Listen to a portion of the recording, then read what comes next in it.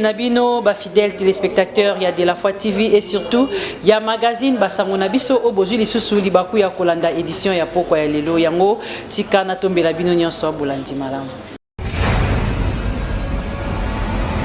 Toyeba que corps ya cardinal Laurent Mosengo Passigna et Zabongo exposé kuna na palais du peuple Lusette Yala a signé reportage.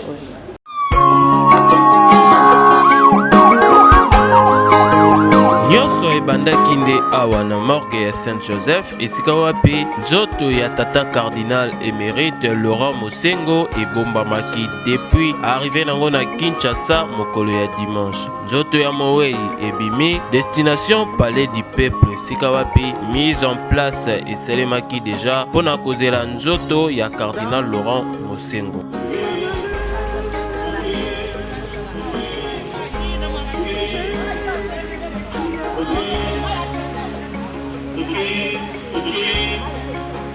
Sur place, présence très remarquable, il y a les garants de la nation Félix Tshisekedi Tshilombo, président de la République démocratique du Congo, Denis Sassou Nguesso, président de la République du Congo, des personnalités Oyo Bazalaki présents pour nous rendre dernier hommage na cardinal Mosengo. Présence également, il y a plusieurs autorités dont le président de l'Assemblée nationale Christopher Mbosso, il y a Sénat Bahati Lukwebo, et le premier ministre Jean-Michel Samalukonde, ministre et député Bazalaki wana en grand nombre. Fidèles catholiques répondaki présent, prêtre et sœurs religieuses Bazalaki namawa. Kasi boyebaki une célébration eucharistique solennelle et plusieurs témoignages et attendus. Avant décoration d'un chef de l'État à titre posthume, il y a archevêque émérite ya Kinshasa. Totikali kaka na likambo etali deuil ya cardinal Laurent Mosengo Passigna, toyeba ke bakangi faux prêtre kuna na palais du peuple. Pendant que misa ya obsèque ya cardinal Laurent Mosengo ezali kosalema na palais du peuple boyebake service ya renseignement balalaki te bazalaki kosala mosala makasi pe bai kotia maboko na deux faux prêtres oyo bozali komona boye bazali ko interroger bango mopanzi na kati ya palais du peuple pona koyeba bentation na bango ezalaki nini batuni bango ba question beti munoko botani bazobeta miso faux prophète intention na bango eyebani te soki bayaki kosala nini awa na matanga ya tata cardinal Mosengo pe batiaki bango maboko nde bazali kolongola bango basutani ndenge bozali komona boye oyo penza bazali komona na ke bazali bato mabe oyo mesana kokotela mamelo na chambre bango yo bozali komona boye batie bango maboko kanisa ke baza prêtre or ke eloko te bato ya misala mabe. En tout cas, longonia na mosala makasi oyo service à renseignement basalaki awa na palais du peuple. Bino pe oyo botikali bo mesana kolata sultani ya basango. Tant que bozali na bino basango te, boyebake bakotsa bino pe maboko ndenge kaka batie baninga na bino. En tout cas, oyo bakembala moko tokozwa suite na bango na mikolo oyo ezali koya. Tous au bongo réaction, il y a président, il y a Sénat Bahati Lukwebo. Après plénière Oyo et Salamaki par vidéoconférence à Lobaki Boye, na micro, il y a Déborah Dembo. 78 membres ont pris part au vote. 78 membres ont voté oui. Aucun membre n'a voté non. Aucun membre n'a voté abstention. En conséquence, le Sénat a voté le projet de loi portant autorisation de la prorogation de l'état de siège proclamé sur une partie du territoire de la République démocratique du Congo. Il sera transmis au président de la République pour promulgation. Dans les camouetali grève, il y a médecin que le gouvernement a eu engagement, il y a qu'à répondre progressivement à la revendication. Tolanda, reportage. J'ai retenu ce qui a été dit au Conseil des ministres les différents points ci-après que le vice-premier ministre vient de rappeler. Le projet d'ordonnance à soumettre au président de la République, revu, actualisé, c'est un acquis. La notification par le secrétaire général des nouvelles unités par rapport au décret 2019, c'est également un acquis. La présentation de la liste des différents médecins dont la situation administrative et pécuniaire doit être régularisée est établie. Et également le projet de réajustement de barème des primes de risque professionnel par rapport aux autres catégories et enfin le projet du taux de logement et de transport dans la rémunération des médecins. C'est ces différents points que j'ai défendus en Conseil des ministres qui a été acté. Syndicalement, nous ne pouvons pas répondre directement. Nous devons transmettre cette communication aux médecins de service public de l'État. Et je pense que des assemblées générales qui vont se tenir sur la communication que nous allons envoyer, nous serons dans l'obligation de répondre officiellement, je dis bien officiellement, les trois syndicats au gouvernement de la République. Ministre ya sport azalaki bongo honoré na médaille P trophée oyo ezalaki présenté na ba léopard ya basketball tozwa élément oyo ya Michel Benamio. Une médaille en or avec un trophée, Mosusu en bronze. Ndezalaki la moisson ya léopard à basketball 3x3 ya Basipe Mibali. Il y a moins de 18 ans na tournoi international Salamatu Maïga. Secrétaire ya fédération ya basketball du Congo, André Komichelo, Oyo ayaki ko accompagner ba athlète na ko présenter yango et pas ya ministre des sports et loisirs Serge Nkonde. Ezalaki nde na présence ya président ya zone 4 Chevenal Lufuna. Nous sommes venus faire honneur à son excellence, monsieur le ministre des Sports, en lui présentant les médailles ainsi que le trophée que nos vaillants soldats, nos vaillants joueurs ont pu gagner lors du 4e tournoi dénommé Salamatu Maïga. Le secrétaire général Yafebako a profité qui na occasion Oyo pour remercier ministre Serge Nkonde na implication pour la tenue ya tournoi yango. Vous savez que c'est une compétition qui s'est jouée dans la zone. Ça fait dans la zone 4. Et pour ce faire, je peux vous dire que non seulement nous avons bénéficié de l'accompagnement du ministère des Sports, mais aussi une grande contribution de la zone 4 pour laquelle je profite de l'occasion également de présenter nos remerciements. Entre RDC pays hôtes, 3 pays Mosusu va participer qui na tournoi Oyo international, à savoir Gambie, Comores, Mali, Oyo et za vainqueur chez les dames. Tebake installation, il y a nouveau comité de gestion, il y a Banque Centrale et Salamaki. Véronique Bemanga a signé un reportage. Ambiance tout particulière et Renia Kilobi Londi na Tongo. Na siège la Banque Centrale du Congo, ba cadre puis agent Bazalaki mobilisé pour un accueil moko chaleureux. Dans le nouveau comité de gestion, ba Kaliko puis ba Ramon, Ezalaki placé au long ya clôture na signe ya bienvenue la nouvelle équipe dirigeante ya BCC. Coup de sifflet, cri de joie penzembo ya franc congolais Ezalaki au rendez-vous. Na arrivé ya gouverneur na entrée ya hall pour un accueil digne ya Kombo na ye Marie-France Malangu Kabedimbouyi a foulé de nouveaux sols ya Banque Centrale du Congo. Oyo Eza Ponaye, un véritable retour Nandaku. Accompagné na vice-gouverneur Dieudonné Alima Sifikiri, P. William Pambu Pambu, ainsi que les 8 administrateurs récemment nommés et par le chef de l'État. Au cours de la cérémonie présidée et par le ministre de la Finance Nicolas Kazadi. La nouvelle gouverneure a promettre pour relever les défis à bonne gouvernance à travers gestion rigoureuse et transparente, axé sur les résultats afin de contribuer à l'action et au programme économique du gouvernement. Je ne peux que commencer d'abord par remercier le chef de l'État, président de la République, pour avoir pensé me confier cette mission, pour m'avoir fait confiance, pour diriger à la Banque centrale l'Institut des missions. Le chemin, il est le même.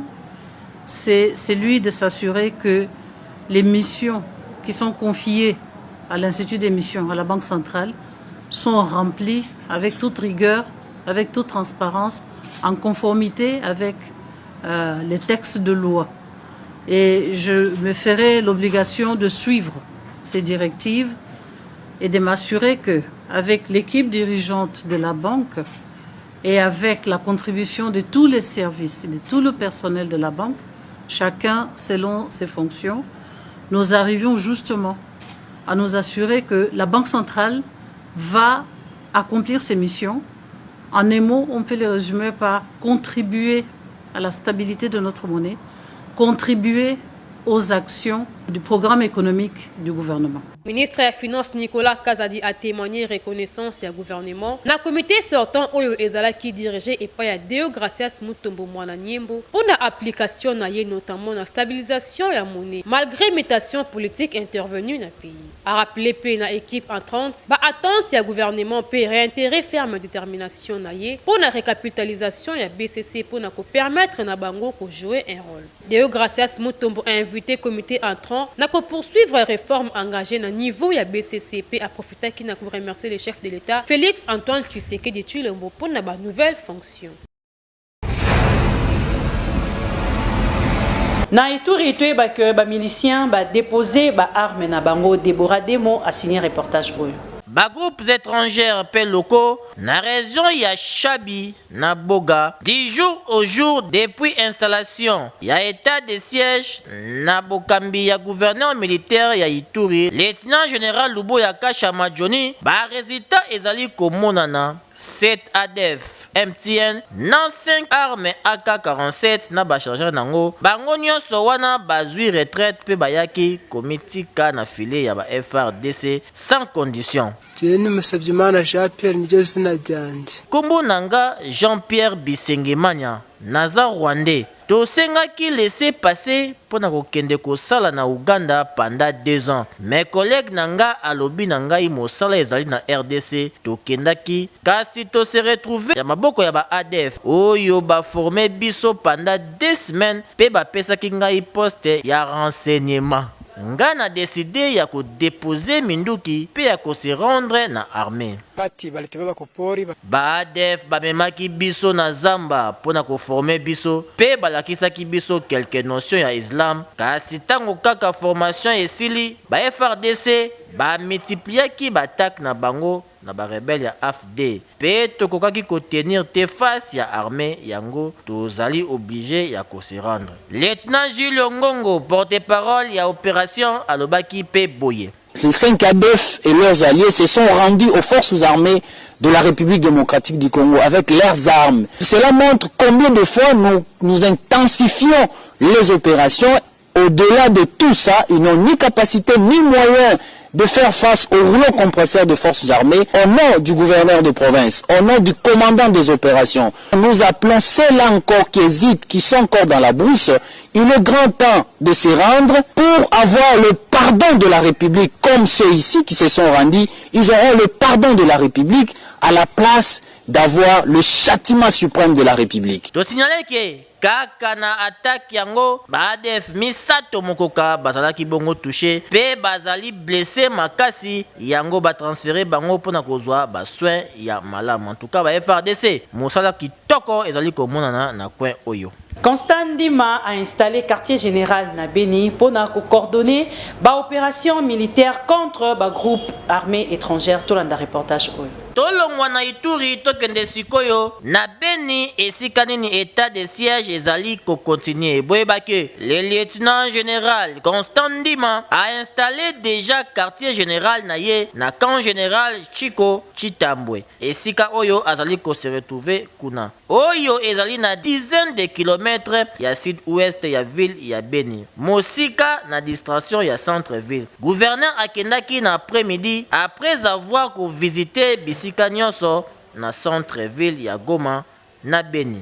Pe esika oyo alekisaki 2 mois mokoka pona kotala ndenge na koyi ko installer kana ye kasi boyebake atie yango déjà pona coin oyo population bazali kolela makasi pe makile ezali kotanga tango nyonso. Le temps maintenant, après la planification, après la montée en puissance, que je m'approche donc de notre effort principal qui est le secteur opérationnel Soukoula 1 dans votre Grand Nord. Mais le commandant des opérations, quand il s'approche des opérations, il vient booster les choses, il vient être à côté des militaires, rehausser leur morale, il vient pour la conduite des opérations, mais il ne fera pas seul, il fera avec vous tous, avec toute la population qui doit être derrière son armée, même si tous les défis ne sont pas encore réglés, mais je vous dis, il fallait que j'attende de monter en puissance. Maintenant, je viens m'installer, je ne sais pas encore le jour, 1 mois, 2 mois, 3 mois, 6 mois avec vous aussi. Ezali bien makasi comment on arrivé ya gouverneur militaire na partie Oyo ya Nord Kivu. Tokoliga ete cette fois-ci kolela topé makila kotanga na ba groupes armés et kosila. En tout cas, cette fois-ci FARDC et ko continuer toujours konyata ba rebelle. Jeunesse, il y a parti politique Ensemble pour la République, il y a Chopo, basali message Oyo. Message de la jeunesse d'Ensemble pour la République contre l'arrestation du coordonnateur national. Nous, jeunes d'Ensemble pour la République, coordination provinciale de la Chopo, en communion avec les associations katumbistes, venons d'apprendre avec regret l'arrestation suspecte de notre coordonnateur national de la jeunesse à la personne de M. Jakinda Lampoy Kaboun. Et cela après l'enlèvement depuis la date du 18 juillet 2021 à 10h, suivi de la torture corporelle et des pillages de ses biens meubles. La jeunesse d'Ensemble pour la République, coordination provinciale de la Chopo, condamne avec la toute dernière énergie cet enlèvement masqué en arrestation et c'est en violation des articles 17 alinéa 2 de la Constitution qui stipule que nul ne peut être poursuivi, arrêté, détenu ou condamné pour des faits d'autrui. Et à son article 23, disposant ainsi que toute personne a droit à la liberté d'expression. Ces droits impliquent la liberté d'exprimer ses opinions.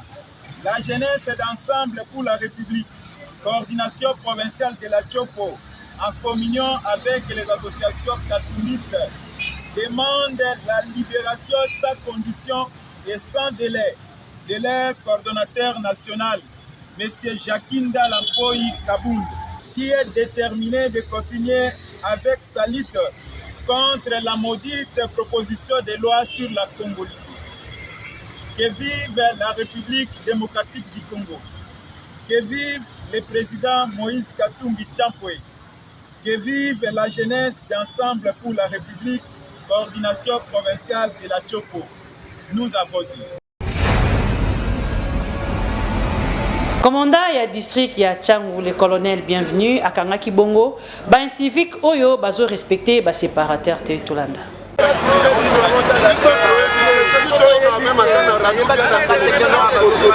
Ebele ya batu oyo bomoni bavandisi boye na mabele bazali ba criminel te s'il vous plaît kasi bango bazali bateti batu oyo baboya changement de mentalité na ndenge ya kosakana te tozali awa na bitabe esika nini jupe ya colonel bienvenu le bâton de Moïse eyaki wana mpona kosala mosala na yango kitoko tellement que babandi deja mosala ya kotia séparateur moko ya molai kasi bakinois mosusu matoi mangongi bateti bazali toujours kosote yango na niveau ya kosakana te. Bien que l'État congolais est là bango déjà passerelle oyo bakoki kokatisa tranquillement na ngambo mosusu kasi bango kopumbuka wa ne mokonzi bienvenu le colonel ataki bango maboko alobaki non il faut changement de mentalité ezala na mitu ya bakinois bapanda déjà kokatisa likolo pamba te na se bazalaka na danger moko na niveau ya kosakana te boyoka bango moko ndenge balobaki. Bon problème oyo toza arrêté eza parce que les qui na passerelle au bâché juste pour les catés, ça juste pour na ba séparateur oyo na séparateur oyo. Fallait to les galicolo to sauter awa. C'est pour cela colonel bienvenu à Kangi Bisso. Et ça juste pour message qui na bateau ba éviter ba katsa li sous-soité. Normalement ça risque puisque au ko sauter au coup de monter zo ya to voiture ko zo yo directement. Et ça juste les leçons pour prochainement to bandelaté. On a pas pété juste ngala bana osaka cop nde na mo bakanyi. Colonel bienvenu juste azo rééduquer population à Tiango. Oyo juste c'est une information pour na bandeko nyon so bazo ba peut-être te va comprendre que ko sauter na séparateur o bazo tia pour na saut de mouton ezali mabe. Ce qui que colonel akangi biso c'est parce que tozalai na koyeba te, c'est parce que na tango séparation ya liboso to bana ko katisa kaka boye naza sous-informé nde na tango na yeke na katisa na matise na mutuka nde baye kokanganga ke ifale na matakaka na parcellaire asukaki wana te amataki ti na saut de mouton esika nini bawewa ndenge tomesala kobenga bango bana moto batetu na niveau ya kosakana te bapekisa bango komata likolo ya saut de mouton mpona komibatela kasi bango mboka ekoma nde ya bango wa komata en désordre kokita en désordre nde le colonel bienvenu atiaki mpe bango maboko obotala ndenge nini bazali kokanga bango en tout cas bayokaka te ngai babengisaki ngai epai ya commandant district ya Tchang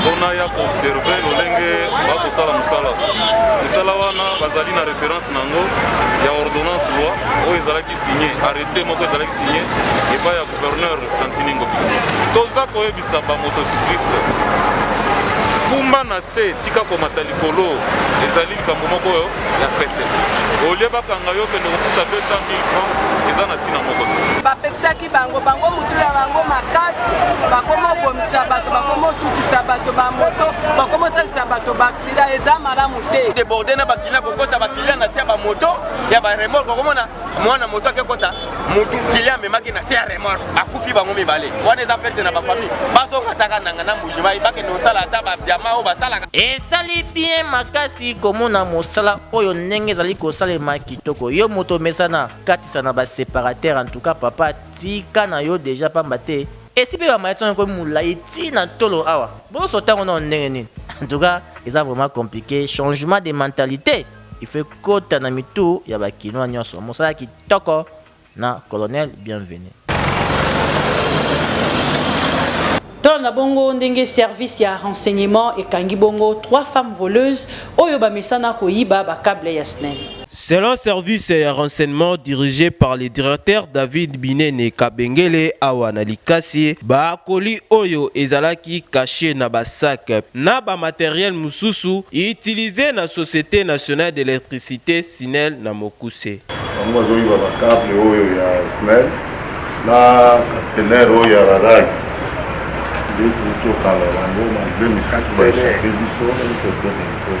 Ba présumé voleuse oyo bazo reconnaître ko bomba bakoli oyo na bandako na bango po na bango balobi eza marchandise ya frère na bango. Mina kuya ntu munyuze ko na mie I câble ina se atuzake câble pale atuzake câble tunazaka jo anasema comme ça nitakuya hata kesho kusubuhi. Miyibi yoka ndenge bazo beta munoko na Swahili na moment oyo SNEL eza confronté na serré problème ya dessert bino bozo ya koyiba. En tout cas service ya renseignement bazo solliciter collaboration ya population pour na kosilisa phénomène oyo na Likasi. Mercredi, ezalaka bongo culte des combats et de délivrance des familles kuna na centre évangélique de la foi en Christ. Mokolo ya lobi toyebake Kodef et Kozala tolanda extrait oyo. Hémorroïde chronique, haute tension, osoki diabète, osoki maladie nini oyebi kombo nango. Eza na kombo. Oye bangisa ba métier za kombo. Wana kuna loba ngo temele na loba ngo poza na se ya kombo. Oh Covid. Vous pesa en forme Covid. Et ça combo. Ce qu'on comprend aujourd'hui que combo est tungisaka yo. Attendez ora maladie na problème songolo. Ce que ça célibat. Ce que ça vie chrétienne avancée. Ce que ça stérilité. Ce que ça pauvreté. Ce que ça blocage. Ce que ça vie à coller la lela. Nyon so wane ça combo. Mais il y a un seul nom Il y a un nom qui nous a été donné dans les cieux, sur la terre et sous la terre. C'est le nom puissant de Jésus-Christ de Nazareth. Kombo wane lobi ozamuta maladi te. Kombo wane lobi ozamuta kolela te. Kombo wana prelise kwa. Elobi ozamuta kozanga te. Oyakotika mutu te yaya. Ndenge bango balata ndenge yoko lata. Ndenge bango simba ndenge yoko simba. Ndenge yo bango bazwa ndenge yoko zwa. Oyakotika mutu te. Soki balongola kimia na kati ya vie na yo. Balongola kimia ce matin. Je suis venu à qualité de l'homme de Dieu, mandaté de Jésus-Christ Nazareth. Na lobi Seigneur a lobi na yo, que la paix soit avec toi. Ngana za lokola bango te. Soki ba ya ba lela ngana olela te. Soki ba ya ba nyoko mangana onyoka matina suka te. Parce que Bible solo bananga, chaque chose a son temps. S'il y a un temps pour pleurer, et ça peut attendre yako sepela, yako tika mutute. Oyako tika mutute. Osana droit avancer. Ya osana droit au avancer. Osana droit au comme na destinée. Nazote ya mutu moka après la résurrection. Yesu Masia asaye. Alors que la paix soit avec toi. Si ka douleur nous osana kata mutema no. Oye yaki na yo. Oye tungisi yo poso mobimba. Sore sali no une semaine. Sore sali na 2 semaines. Sore sali yo combien de temps. Nazo pikola yango. Nazo pikola yango. Na obwaka ngote. Na obwaka ngote. Retour à l'expéditeur. Retour à l'expéditeur. Oya luka pasi na yo. Na pikoli pasi na yo. Oya boya koza na kimia. Na pikoli désordre na ye. Na pikoli bitumba na ye. Na pikoli nyonso na ye. Na pikoli maladie na ye. Na pikoli ba problème na ye. Na zongi seli yango. Au nom puissant de Jésus-Christ de Nazareth. Na élément oyo nde to boucler présentation na biso ya pokwa lelo. Merci na fidélité, paix, confiance oyo bopesaka na biso tango nyonso et surtout na ba encouragement na bino oyo esalaka ke tokoba kosala musala malamu na sima caméra. Tozalaki bongo na Nathan Kifuta. Ngana bino tokutani mikolo ezali koya soki Yesu Christu de Nazareth. Nzamba bon moy apesi biso lisusu pema.